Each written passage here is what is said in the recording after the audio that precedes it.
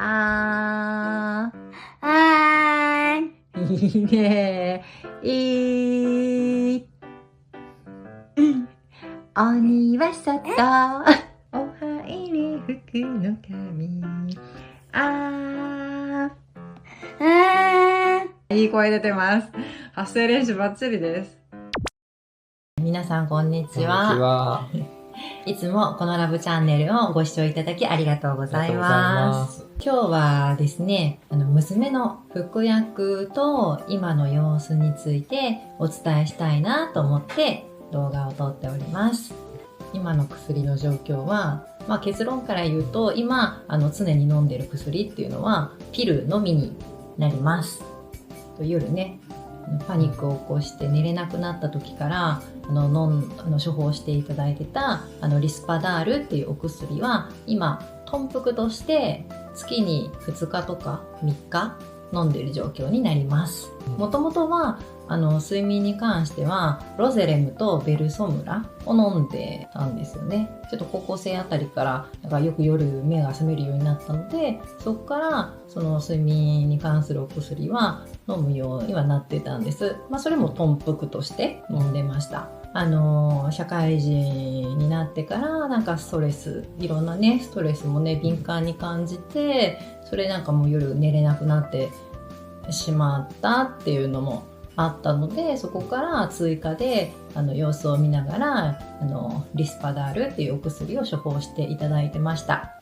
あれだね、昨年の11月末、それぐらいから夜の睡眠がすごく安定するようになって、毎日寝れるようになったんだよね。ね、よかったね。びっくりしたんだけれど、体調も整ったのか何なのか、すごい安定してやっぱり寝れるようになったら食欲も増してってね、薬の影響も多少はあるとは思うんですけど、それまでも飲んでたんですけど、そこまでじゃなかったもんね。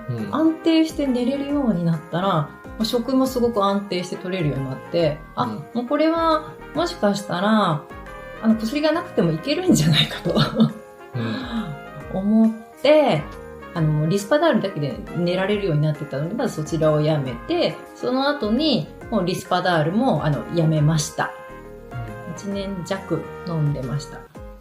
夜だけ、薬自体は半日で切れるんだよね。だから夜寝る前、夜に飲んだらもう朝には切れるっていう風なので、もし日中も落ち着かなかったらその朝起きた時点で飲むっていう風だったんですけど。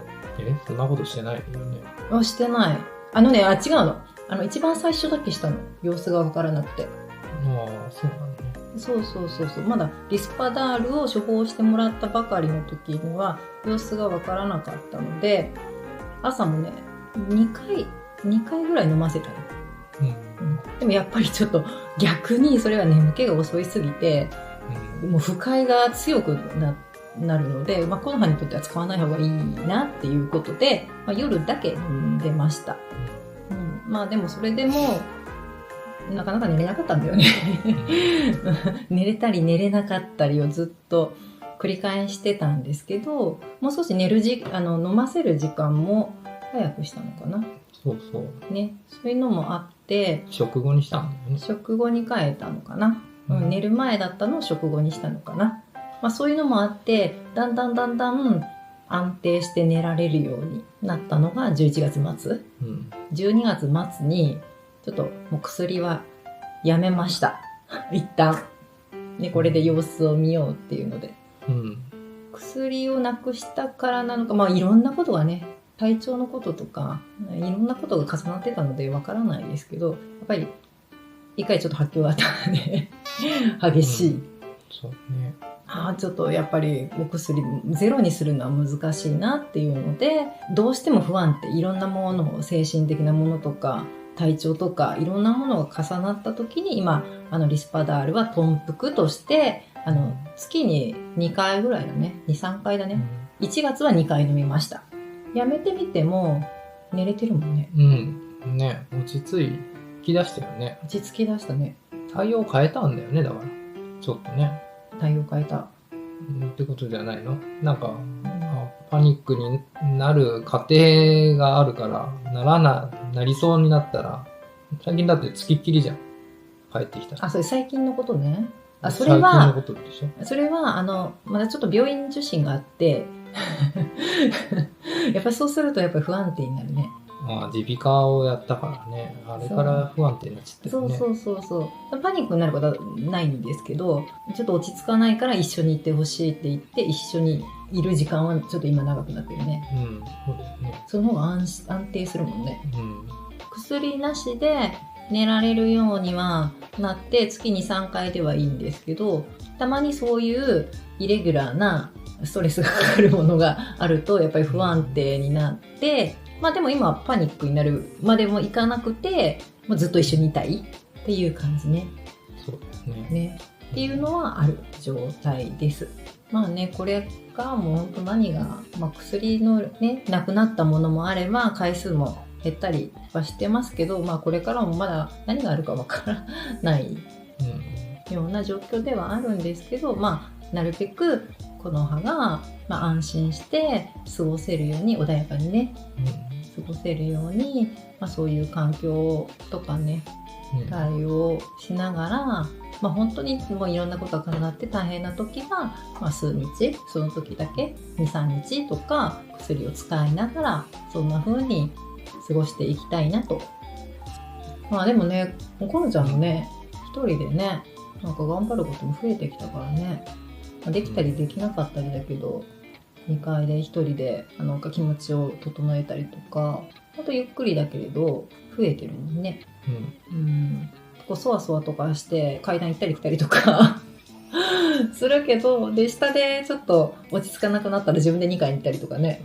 あれ偉いな、あれ偉いなってすごく思うんだけど、落ち着く場所は自分の部屋だって思ってるみたいで、自分で2階に行ってって言ったりとかしてるもんね。でたまにちょっとヘルプが欲しいとママって呼んで、まあ、そこでふって言って顔を見るとふって安心するみたいなね。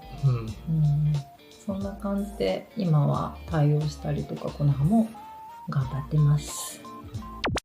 基本的に要求を伝えるっていう風だからね、こんなことあったよっていう話とかじゃなくてね、この葉ちゃんは多分こんなことあったよとか、こんなことっていう思いを話したいんだろうけど、そうなの？欲しい、何々してほしいとかもあるかもしれんけどさ、これくださいとか、それだけじゃなくて何かを話したいんだね、きっとね。無意しか言わないよね。そんな要求あるの？この間みたいにね、集まりとかあると、やっぱりずっとこう顔を見て相手の何かをやり取りしたいのか、話を聞きたいとかあるんだろうね。話してほしいとかすごい興味深くずっと見てるからね、関わりたいっていうのはあるよね。ある。一応それで写真とかチラシを持ってると会話の糸口になるから手には持ってるんだけど、でも相手には分からないから、その横で私がちょっと解説したりとかするんだけど、そういう細かいことになるとカードじゃどうにもならんじゃない本当はね、要求とかじゃないから、でもこれが好きなの、でも少しでも広がればいいの。カードの役割はそのジェスチャーがさ、全ての人が理解できるわけじゃないしさ、その子のタイミングとかで見えてない時もあるわけで、こちらも、何かをしているとね、作業してたり他の人と話してたりとかすると、あの子はジェスチャーしててもやっぱり気づかない。それをやっぱりカードで見せてくれるとよりはっきりとかするし、この後の関わりが少ない人、ジェスチャーがわからない人でも、これかなあれかなっていうのは通じるようになると思うから、たとえそれが欲しいものの要求だけだったとしても、なので、そのカードについては講習も受けたので、少しずつまた違った、今までとは違った形で取り組んでいけたらなとは思ってます。ST どうだったの？ ST ずっと認知をやっておりました。肩半べとか大きいちっちゃいとか、それもう本当やっぱ月1とかの療育だから、ずーっとこのちゃんもなんていうのかな、ぼー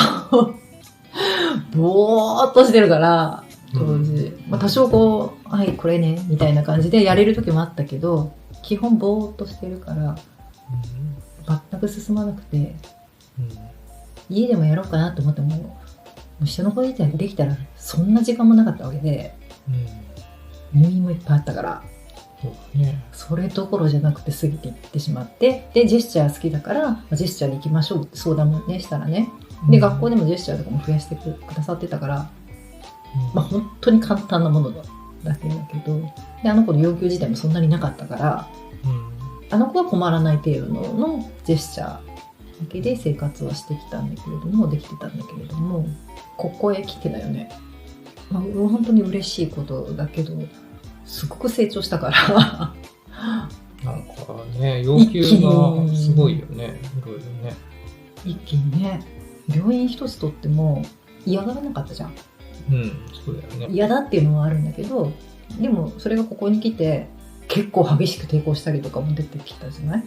そうね。毎回じゃないんだけど、ちょっと採血した後何回かの病院はすごいもう断固拒否とか。そうね。それなかったもんね、ずっとね。採血大変だったね、秋ぐらいにね。そうね。本当になかったんですよ。採血したから病院が嫌だっていうのが、ずっとあんなに入院とかもしてたのに、ずっとなかったんですよ。そうね。多少ふってなるけれども、別にね、その時はあってなるけれども、次行った時にすっごい嫌とかそういうこともなくて、そうね。それが本当にね、この20歳 21?18 ぐらいからなりだしたんだよね、でも。そっかそっか。最後の入院ひどかったな。最後の入院ひどかったね。あれでもう、もうダメだって思ったもんね。そうだね。やっぱり成人してからだね。そっからどんどん成長してきて。なので、そういうこともあって、講習も、ペクスの講習もつい最近受けて、ちょっとずつできたらなって思ってます。でもそんなに根詰めては私もできないので、ゆるくできる範囲で進めていこうかなって思ってます。でも全然ペクスとは関係ないけど、カードとしてこの A4 のところに貼っただけでもすごい喜んで見てくれて、指差しも好きなものってすごいなって思うけど、食事のやつとか作ってるもんね。歌のやつとかね。あれいいね。本当に数少ないんだけど、あれだけでもすごいポンちゃん満足してるもんで。そうね。だからどこまでやれるか、ペクスにしてはどこまで広げられるかもわからないけど、やっていったらなと思ってます。休みの日どうしようかだね。寒いっていうこともあって、室内で、かつ人が少なく、かつ今日のコロちゃんが興味が持てて、時間が過ごせるところ、程よく、なんとなく関わってくれる方、たまにね、本当にね、心よくじゃんけんしてくださる方とかもいるので、そうする、もう本当ありがたいんですけど、そういう場所探しに奔走しとるね。そうね。ね、本当お出かけが大好きになって、そうだよね。新しいとこ大好きだもんね。ボービクスもね、楽しそうだったからね。観察力にはびっくりしました。ね。逆に家だとそういうことしないんだよね。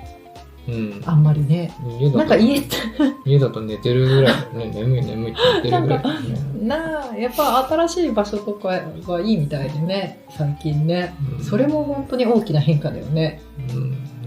いろいろ連れてってあげなね。イベントとかありがたいね。その障害者のイベントとかね。うちら行ってないでしょ、そんな。だからこの間の20周デイサービス先のとか、同窓会とか。そうね、同窓会はいいよね。もんちゃん楽しそうになってる。ね、もうほっとして見守っていられるから。ね、場所が増えるといいね。お出かけ場所。ね、2連休なんかになっちゃう大変だもんね、最近。お父さん。運転して。じゃあ楽しそうだよ。眠いのもあるな。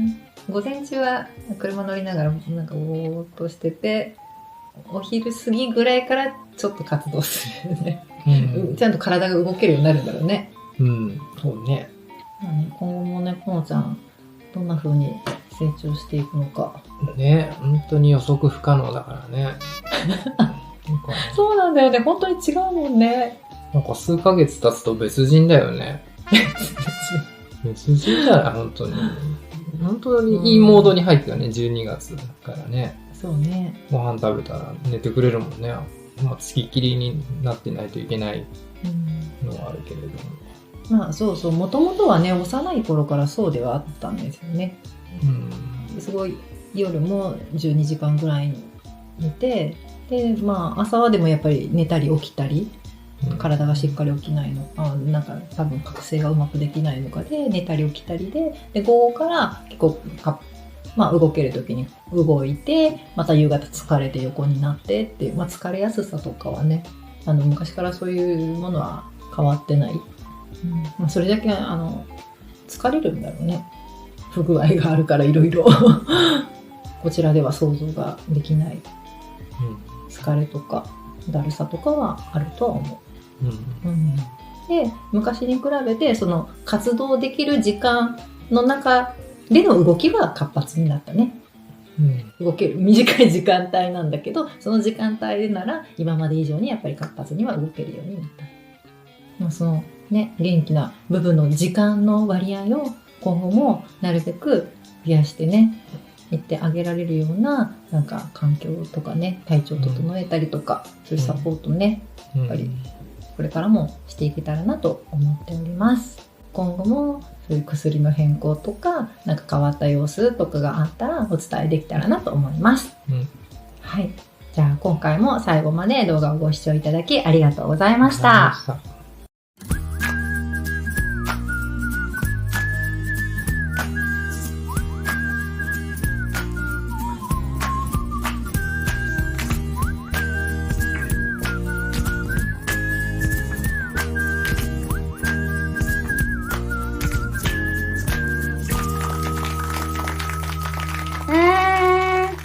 いいね。